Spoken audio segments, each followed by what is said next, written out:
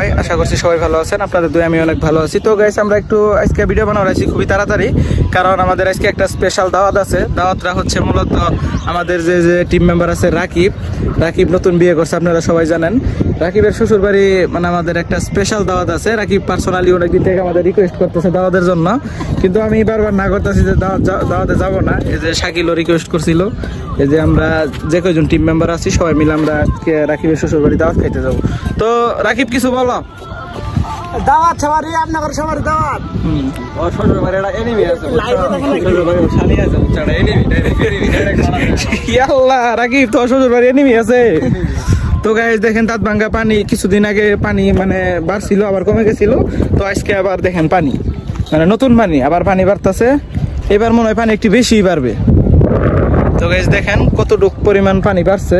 কালকেও দেখা গেলাম এই দিক দিয়ে পানি নাই, তো এই দিক দিয়ে পানি আজকে উঠছে। এই পাশেও খালি ছিল।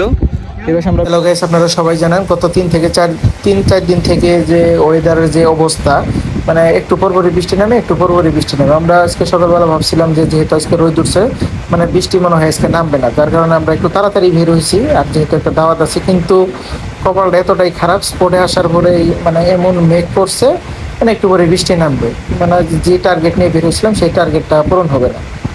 কপালটা আসলে অনেক খারাপ। যখনই মানে একটু রোদ ওঠে তার 5 থেকে 20 মিনিট পরেই আবার মানে মেঘ করা শুরু করে দেয়। তো গাইস দেখেন এই যে রাকিব শাকিল সবাই মিলে সেট আপ করতেছে। এখানে আমি মানে আমার ব্লগের জন্য কিছু শুট নিতেছি।